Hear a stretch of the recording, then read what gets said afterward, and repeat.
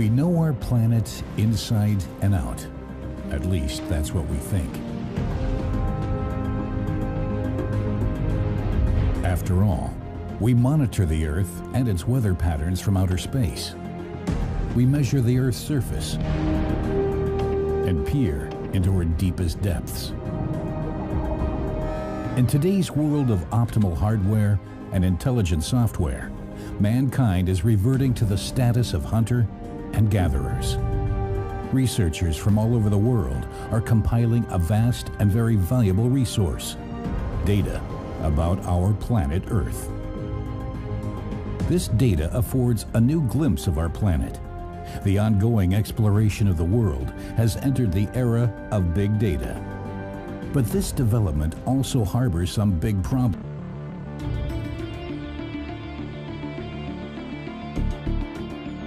No matter where we are at any given moment, they enable us to navigate the world safely.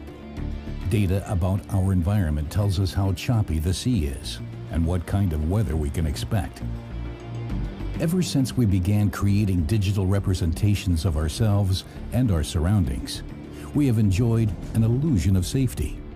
After all, the data is precise and can be calculated and analyzed. But still, some phenomena remain unpredictable.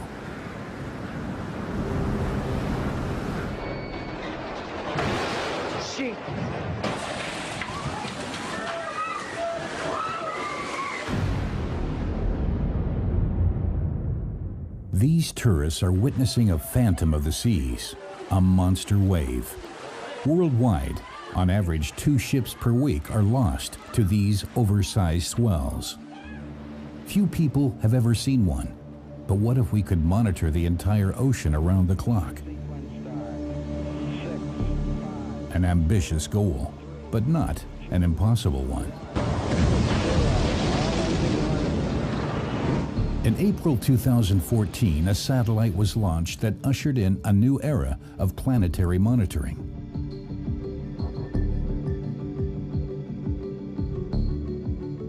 In the coming years, the so-called Sentinel mission will collect data about the oceans, climate, and atmosphere, then transmit the data 3 times faster than any of its predecessor satellites. The Sentinel mission will beam back 12 billion images to the planet Earth. The geosciences stand to benefit immensely from this unimaginable quantity of data, provided they are able to make sense of it. It's a fantastic voyage to a world we are only beginning to understand. Science is discovering the digital world and creating an entirely new research discipline, scientific data mining. Every day, scientists learn more about the Earth. What's novel is actually this data deluge that is pouring in on us. So we have the sheer volume, we have the velocity, we have the variety, and we have aspects of veracity. So actually, we have a big data challenge today to cope with all of that. As the mountain of data grows, so does hope that we can get the oceans under control. For many years, all it took was the trained eye of a seasoned sailor and a lifeboat. In the past 150 years, Coast Guard personnel have saved more than 80,000 lives. But even they sometimes succumb to the waves. During a mission in the North Sea in 1995, the Coast Guard ship Alfred Krupp found itself in the grip of a monster wave that swept 2 people overboard.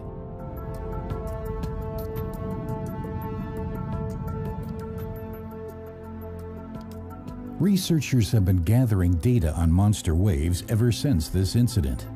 They are collecting information about a phenomenon that was previously virtually unknown. Mathematicians, physicists, and wave researchers are collaborating to figure out what gives rise to these waves. They see a correlation between what happened to the Alfred Krupp and a second incident. That same night, the measuring station on an oil platform registered an enormous wave, only 570 kilometers away. 2 monster wave incidents on a single night, both within the confines of the relatively small North Sea. This cannot be a coincidence. For the first time, it had been incontrovertibly demonstrated that monster waves exist. But where do they come from? You can't observe the phenomenon of monster waves from the shore. They seem to come suddenly from nowhere in the middle of the sea. The waves themselves are also not visible from outer space. But there are 2 things our satellites can observe. Optical recordings show cloud formations, and radar records reveal wind movements. Researchers compare these 2 types of recordings and recognize the same structure in each, a ring of clouds. They call this formation an open cell. Open cells are formed when cold air falls to the surface of the North Sea, displacing warmer air to higher altitudes. The cold air becomes a squall that moves over the sea's surface. If it's the same speed as the water, it transfers a steady stream of energy to the ocean's wave, causing it to swell. Es war eigentlich zum ersten Mal, dass man auf It was the first time that it was possible to see both types of satellite image, radar and optical, at the same time. That led us to the explanation that it was these rings, these cell structures, that had in fact led to such high wind speeds on the surface of the water, which ultimately caused this kind of swell or wave. verursachen können. That also means that monster waves could conceivably form just about anywhere. Is there then no way to protect ships from them? To find out how boats are protected and able to withstand a stormy sea requires more than a few calculations and theoretical examinations of physical materials. There's only one way: by putting ships in the water. Although a scale model can also do the trick.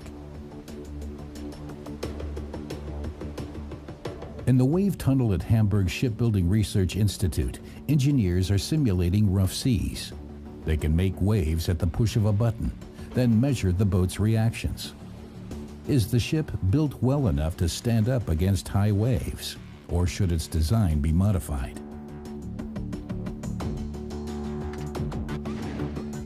When ships are pushed to their limits, a number of factors determine whether they will survive.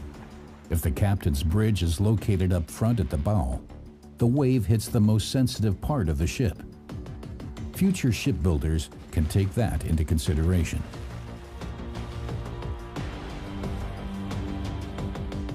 But when can monster waves be expected? That's what the researchers want to find out.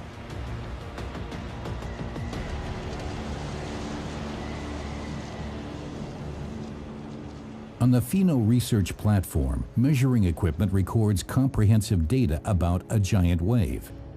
It's a fortunate coincidence, as it enables the researchers to map the phenomenon on a computer. If the water is being whipped up by the squalls of an open cell, the scientists have to include the wind in their calculations.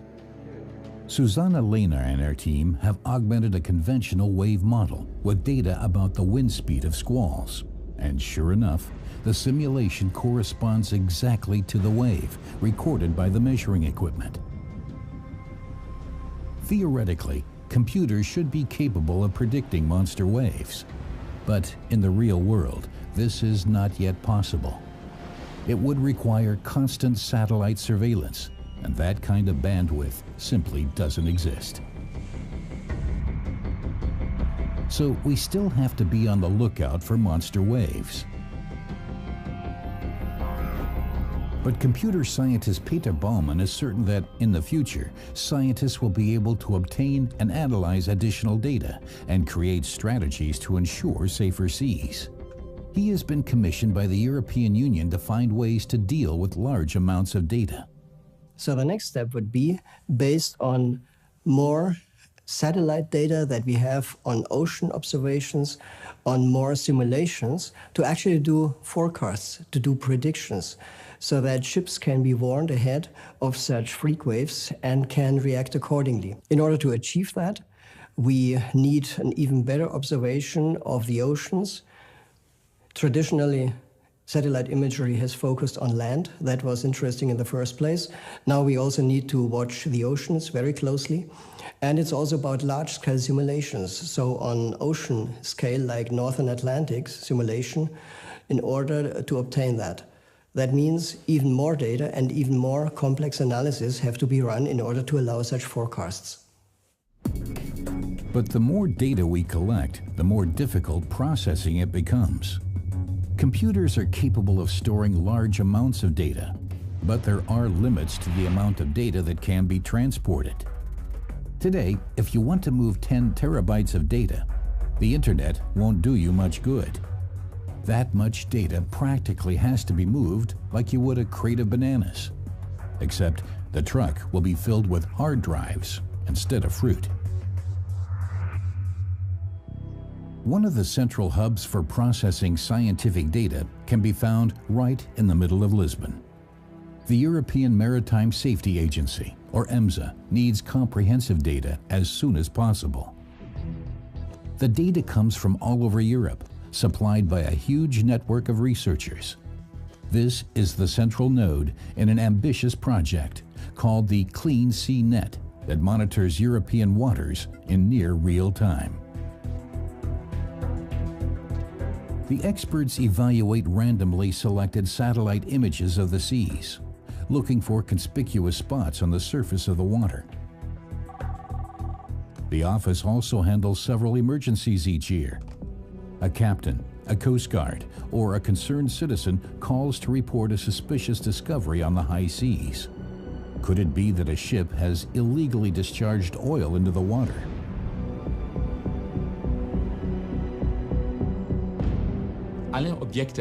Objects on the water are not static. They're all moving, always. Ships especially, but also oil slicks. And it's important for our member countries to be able to react quickly, for example, by recognizing potential polluters and apprehending them. The collaborators in Clean Sea Net first have to determine which satellite is near the location in question. In this case, a ship has been sighted off the coast of England. Is there a satellite that can deliver images of the area within the next 15 minutes? The experts are lucky. A picture is available. It usually takes several days, but right now, the data is needed faster. So the satellite sends the data directly to the nearest station, where the image is processed and forwarded to Lisbon in short order. Olaf Trischmann and his team compare the satellite image with the maritime traffic reports. Every ship transmits a signal at regular intervals that can be used to identify the ship and its route. The oil slick off the coast of England can be connected to a specific ship. The polluter's identity is revealed. I compare Clean Sea Net to speed checks on highways. Drivers know their speed may be measured using radar, and it's the same way with Clean Sea Net. Ships know that there's an agency that might be checking to see whether they have illegally discharged oil, so they're more careful. It leads to more safety and better behavior. The deterrent actually seems to be working. The pollution rate on the seas has decreased considerably since Clean Sea Net was set up. Good evening, EMSA speaking. Yes, we have identified an oil spill in your southwest. 30 minutes after the picture was taken, Trischmann informs the authorities. You can't get much faster than that. Computers can process large amounts of data, but can't replace the experienced eyes of the experts.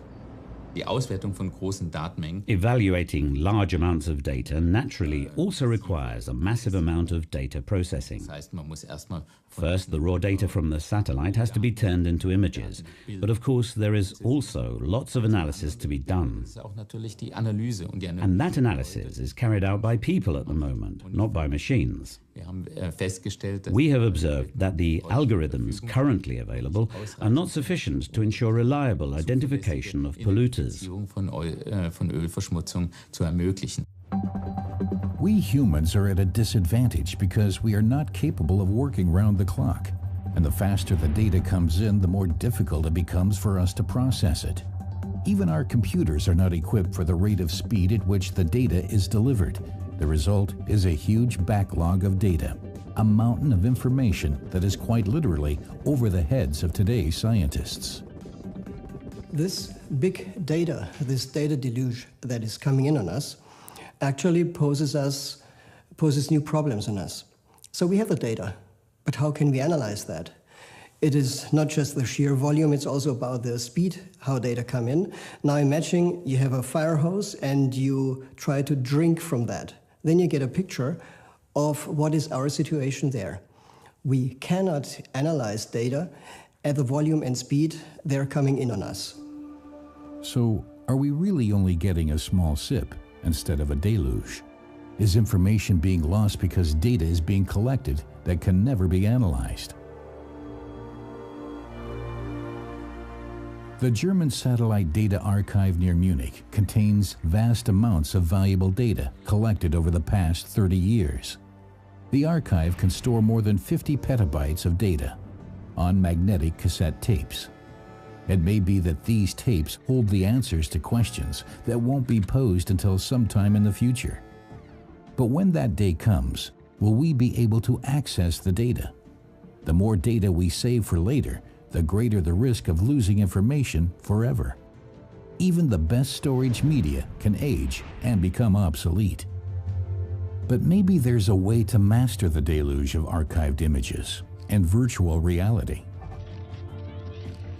Researchers are mining the satellite data archive, hoping to make its information more readily accessible. As if the archive were a library with open books lying before them, the scientists can pick out an image, dive into it as it were, and check to see whether it shows structures similar to those on other images. The computer works like an automatic sorting facility. It searches the images for components like vegetation, farmland, bridges, and water. The computer sorts the images into stacks and categorizes them by their content. At the present, they probably store in archives more than 10 to 20 millions of satellite images acquired after the 80s. With a new era of the Sentinel satellites of the European Space Agency, the data volume per day will reach the level of 10 terabytes. This is our data rate. So we are going to reach soon thousands of petabytes of data, which is a large volume of data, and all the research community, it's putting huge efforts in dealing with information extraction. Soon we will no longer be talking about millions or billions of images, but trillions. And then it will be more important than ever to uncover meaningful information hidden in the mountains of data.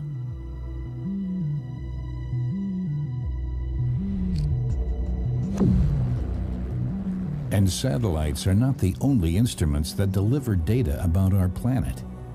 In fact, researchers the world over are currently measuring and recording data in an effort to learn more about the Earth.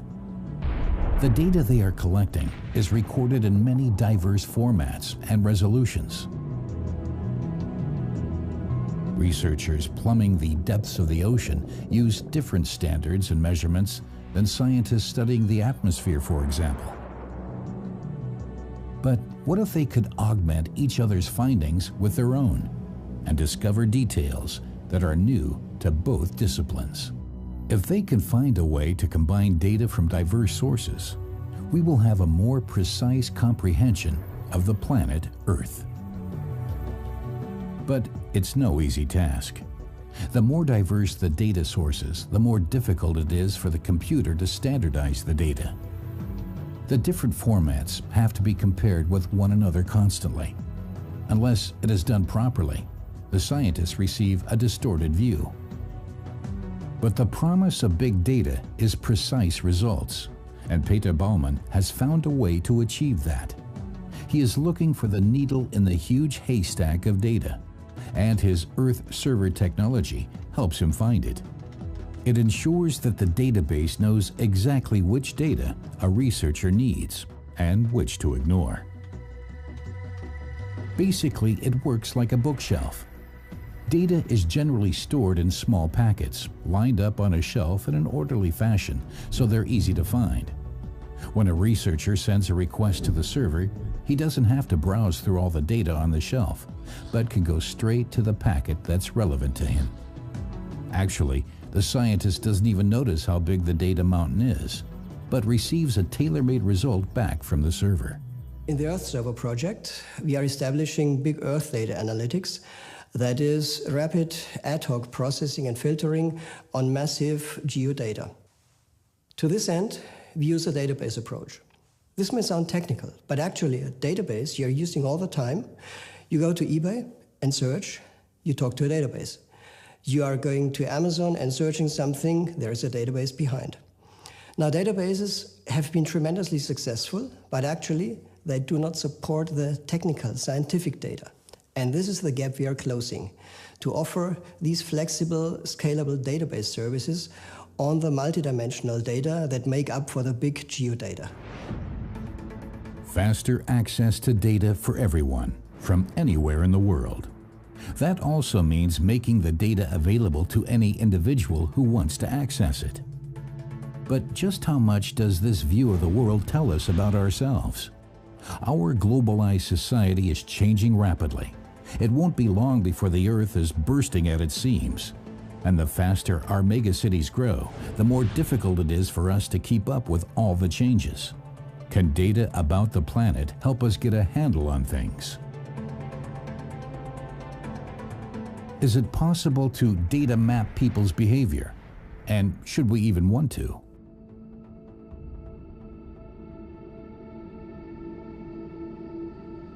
In our collective consciousness, data collection has achieved an unfavorable reputation. People are deeply concerned about privacy issues.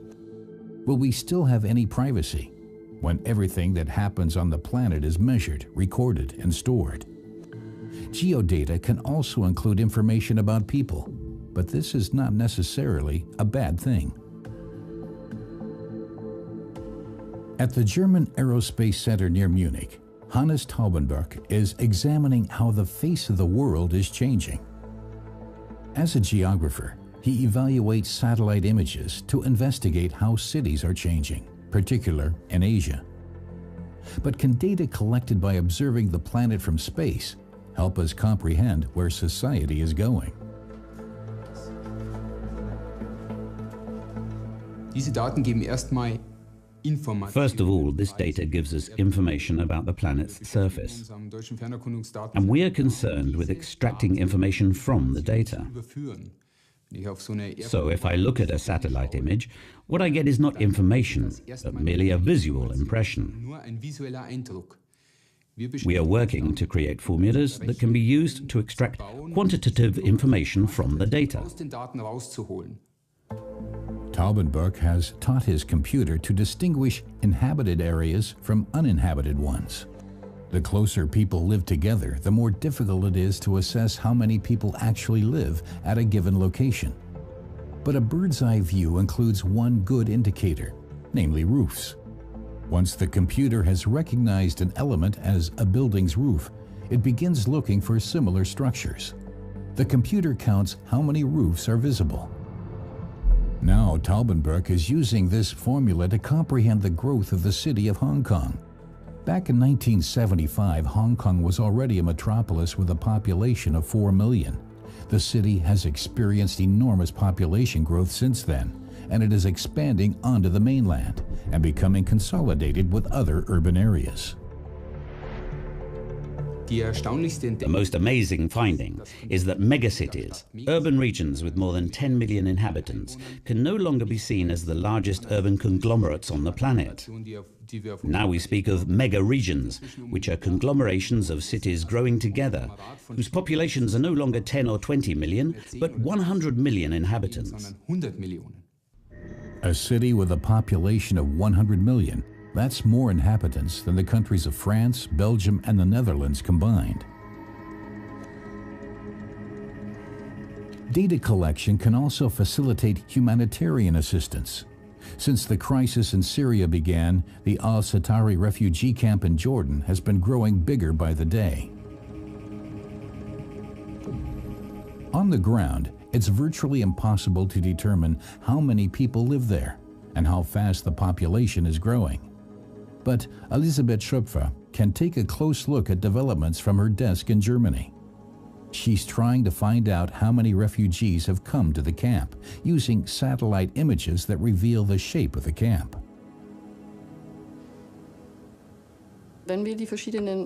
By distinguishing between the various types of camp structures, we can better estimate and determine the number of inhabitants in the refugee camp. We assume that the numbers of people living in tents differs from that of those in large containers. And the more precisely we can distinguish between the categories, the better our overall population estimate will be. All that can be seen with the unaided eye are spots. But Schöpfer can program the computer to recognize and distinguish between tents and containers and count them. The computer then scans the image for similar structures. Piece by piece, she is slowly able to decode the structure of the camp. Schöpfer repeats this analysis every few months. Her images reveal orderly rows of huts that were distributed by aid organizations, as well as the wild settlements with smaller habitations. Within a year, the camp became the fourth largest city in Jordan. This enormous population growth could lead to major conflicts. Because of the tremendous population growth, that is, the flood of refugees streaming into the region, there can be shortages, for example, of water and wood, and this can lead to conflicts. So we use a time series analysis to evaluate archived images to determine whether shortages really are occurring, and if so, how we can respond to them.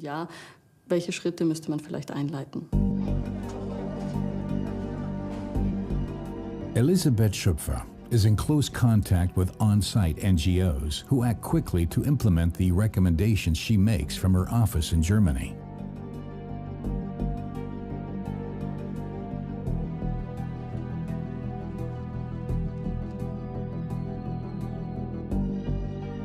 Eyes in the sky are facilitating an overview of the urgency on the ground.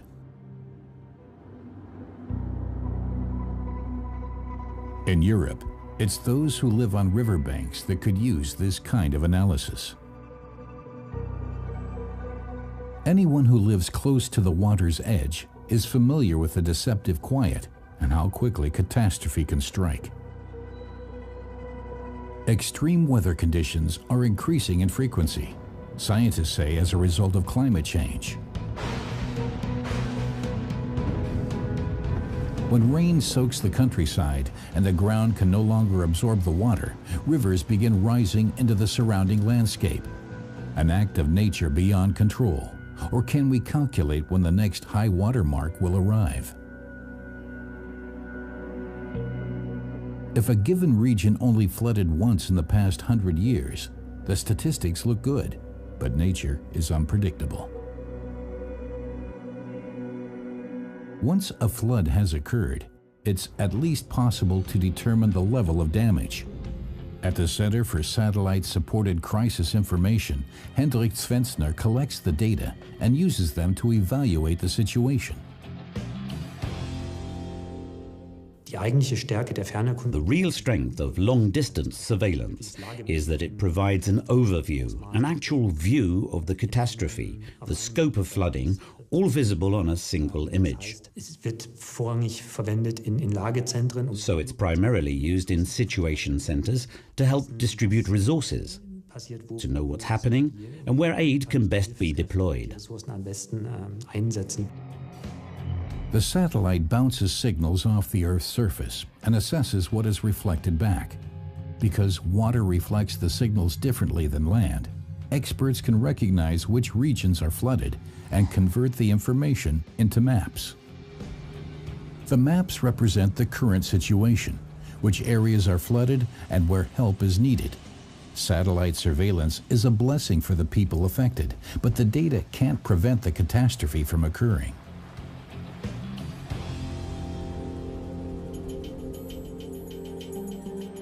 There is equipment that can determine which areas might be threatened by flooding in the future. A laser scanner. It measures the Earth's surface much more precisely than a satellite. When it flies over a potential floodplain, the device transmits signals and uses their reflections to determine the distance to all the objects they encounter on the ground. The result is a high-resolution digital model of the terrain and its structures. Koblenz, at the confluence of the Rhine and Moselle rivers, has experienced plenty of floods. At what level do the waters become threatening? After the flight, the surveying engineers turn the raw data into a model of the terrain. Then they can simulate various water levels and examine how floodwaters would rise. When two flooded rivers meet, the situation is particularly dangerous.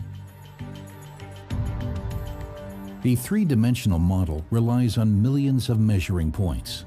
Precise simulations like this are used to help plan dikes and make residences flood-proof. But it's not just local residents who are interested in the data. Insurance companies allocate each residence located near the water to a particular risk category. The so-called Deutsches Eck in Koblenz exhibits all 4 risk levels. The homes in zones 1 and 2 are at low risk, but 3 and 4 are considered high risk. Only 1/4 of the homes in zone 4 are insured. If the insurance companies assess the risk as too high, the residents have no choice. They are aware of the danger, but there's not much they can do about it.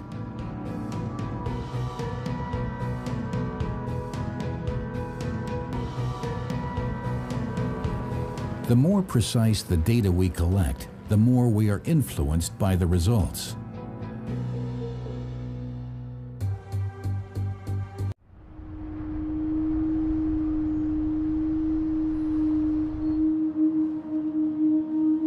We are wondering what is happening to the world. Everything is changing.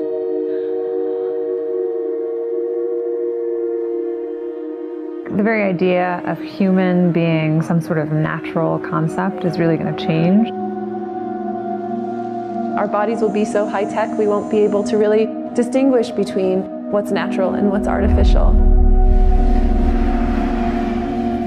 Inside our own heads is the most complex arrangement of matter in the known universe. You might ask yourself, can we get to be superhumans?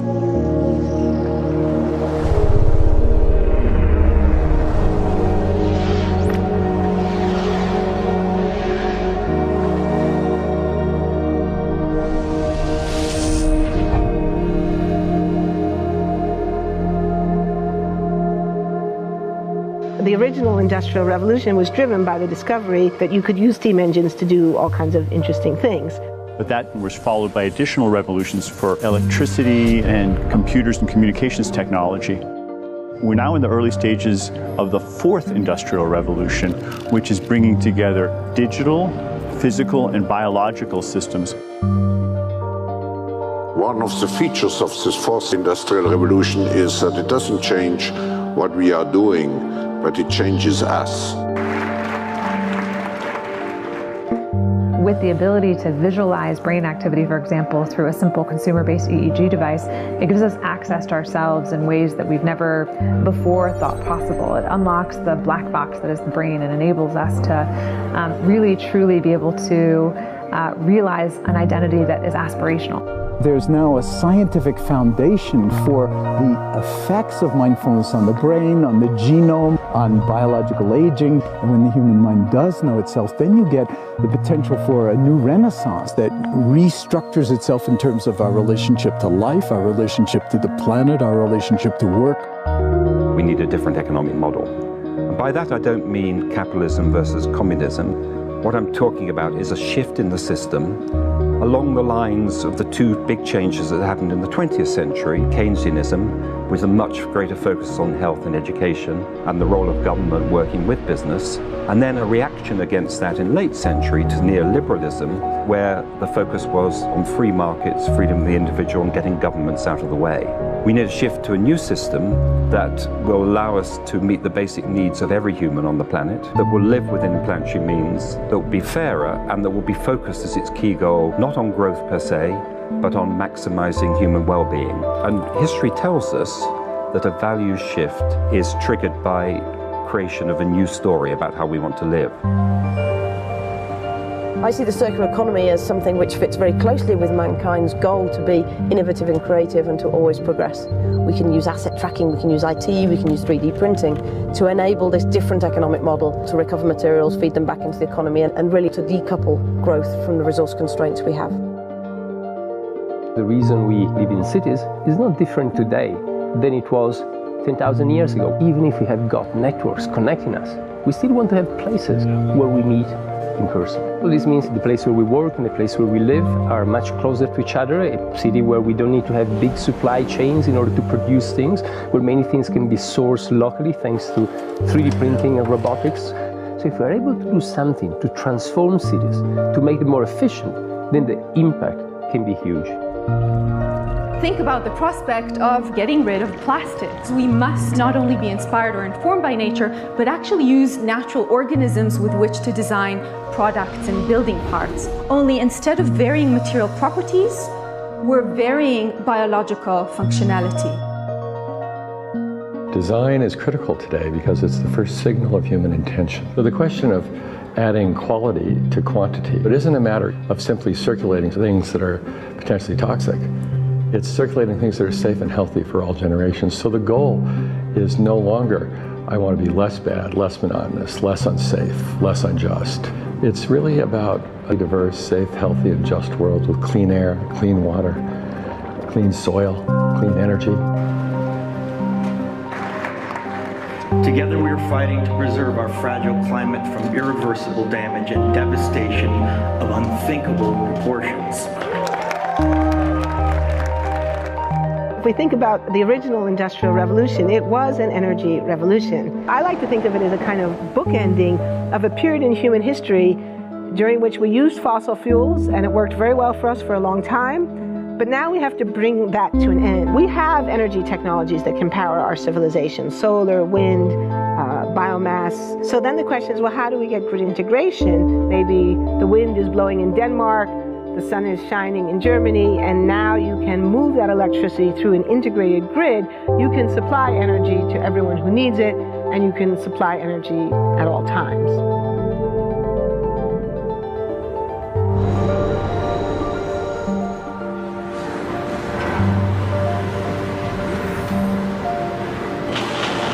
Walking around, you do see different stuff as far as like the body marriage line. They use a lot of things that help them lift up and move things to the car. You just sit there and, program something, and it has its own set mind to go ahead and do everything. And then as humans, we just come in and take the extra step to help the technology. It's not the cure-all for everything. There's definitely a lot of things where people perform the operation better, but certainly for the right applications, robotics are a huge improvement for the process. The prediction of 5 million jobs lost by 2020 to technology is serious, but it's not the main question. Construction, manufacturing, services, public health and education, these industries will still exist. The main question is, what will be the future of work? How will we define work? How will we share the wealth? From the viewpoint of the labor or jobs, now we really need new education or new training. We're working with a World in Motion in FIRST Robotics, trying to encourage students from 3rd grade all the way up through the end of high school. We had students make sailboats, and then we had them race them, and so they could see how quickly they could move. And they immediately went back and started to say, oh, I saw what happened, I'm going to go change this or that. And that was 3rd graders. I just given a prize to a kid of 18 years old that has discovered something really very, very unique. Came up with how to get better productivity and better yields for seeds of corn. And so he basically came with the idea that if you would perforate these seeds, you would get more food. And you think about it and say, but he didn't go to university, so how does he get all that knowledge? And he told me, I mean, I've been watching YouTube since the age of 12, and I'm so interested that I've seen everything about it. I've read everything about it. The world is really open to learning. The thing is, how do you give the incentive to your kids to do that? It's this ability of digital technology to change outcomes, to truly empower people all over the world that can create a more equitable growth, because I think the world needs that. Fourth industrial revolution has the potential to make inequalities visible and to make them less acceptable in the future, and hopefully to gather and garner political support to take the necessary decision to reduce the gap. Humans have always been using tools, but because of the recent advances in technology, we're beginning to have machines that can augment us in all sorts of interesting ways. I was the first person in the world to be able to voluntarily move my legs while stepping in a robot by exciting the nervous system using electrical stimulators directly onto the spine. We believe that a cure will be possible if enough of the right people have the will to fast-track a cure for paralysis.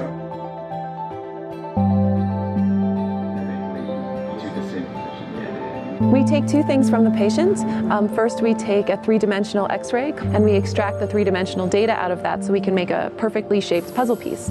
And then we also take a sample of fat tissue from the patient so that we can extract the stem cells out of those. And we use those stem cells with this three-dimensional scaffold that we fabricate, and after 3 weeks we have a piece of living bone that's ready for implantation. Being able to use genome editing to understand the genetic changes that lead to cancer, and technologies like drug delivery, getting molecules into particular types of cells. There's a lot of excitement about being able to move much more quickly on this disease. One of the things that I think is so essential to free and open societies is freedom of thought. And up until now, the conversation we've been having is around freedom of speech. Once we can access people's thoughts and access people's emotion, we have to create a space that enables people to think freely, to think divergent thoughts, to think creative thoughts. And in a society where people fear having those thoughts, the likelihood of being able to enjoy progress is significantly diminished. We need to take responsibility at every level of society, from the individual and the personal to the institutional to the global, to adapt to these technological challenges and changes which are redefining what it means to be human, what it means to work, what it means to be completely embedded in this world. People always ask me if I'm an optimist or a pessimist. The technology exists, but how do we get it and implement it at the scale we need at a price that people around the world can afford? Even though we have everyday problems we have to solve, we have to find a way to lay the foundations for the innovations of tomorrow.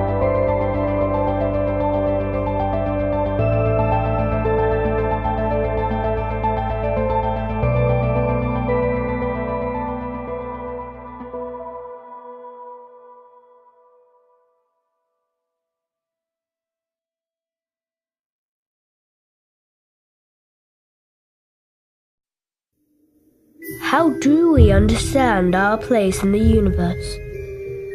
How do we try to answer the big questions in life?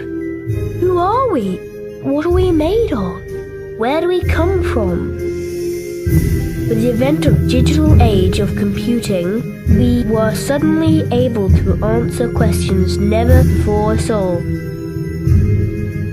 Exploring the relationship between the imagination of the scientists and the frontier of computing and the ever closer reality of the universal quantum computer, this film examines the hazy boundary between imagination and reality.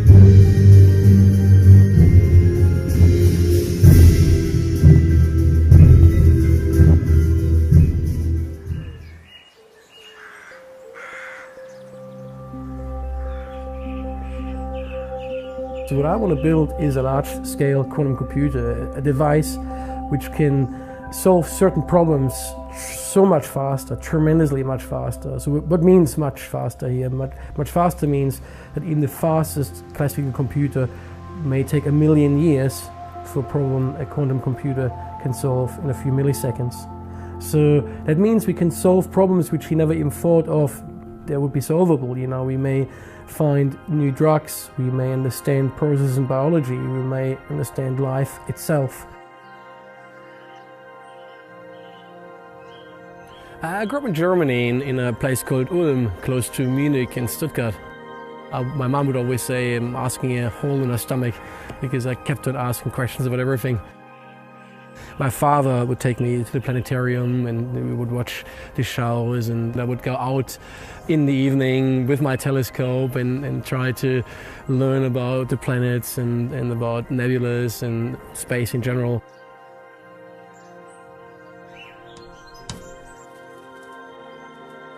I watched Star Trek in primary school and then I wanted to be a science officer on the Enterprise.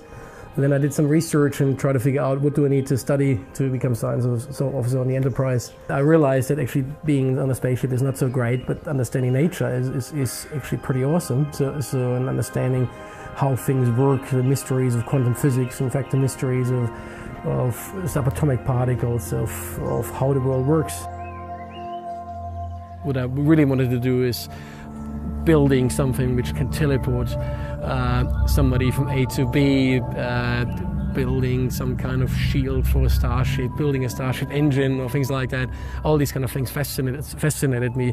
And so this is maybe the starting time of my scientific career, really. One of the things which is very strange is that you could be at two different places at the same time. So that doesn't mean there's two of you, it means you are at two different places at the same time. And so we actually make use of that, not with people but with individual atoms. And so we have them at two places at the same time. There's another very strange thing which is entanglement. And basically what that means is if you have two entangled particles and you separate these two particles and put them on one end each of the universe, if you do something to one of these particles, then something will happen to the other particle, even though they don't communicate. And that's just very strange. It really is completely mind-boggling. And we actually trying to utilize such quantum effects to build a quantum computer. For a normal traditional computer, you write certain things into the memory, and then, for example, a number, and that number then goes through the processor, is computed, maybe multiplied with another number, and the output happens. Now imagine you could write all the numbers in the world simultaneously into your memory and compute simultaneously all the calculations you want to do and get all the results out at the same time. This is kind of how a quantum computer works. So what do you see here? This actually is a very rudimentary, extremely small quantum computer. So your classical computer operates basically with a memory, a hard drive, and on that hard drive you save information, and that information is saved in bits. And so the more information you want to save, the more bits you require. And so the same in a quantum computer, you want more and more bits. The more complicated the problems you want to solve, the more bits you need. But now you're not using bits, you use quantum bits. And quantum bits are encoded in each ion. So one ion is one quantum bit. And so inside a quantum computer you have then tens, hundreds, thousands, even millions of individual atoms. And each atom is exactly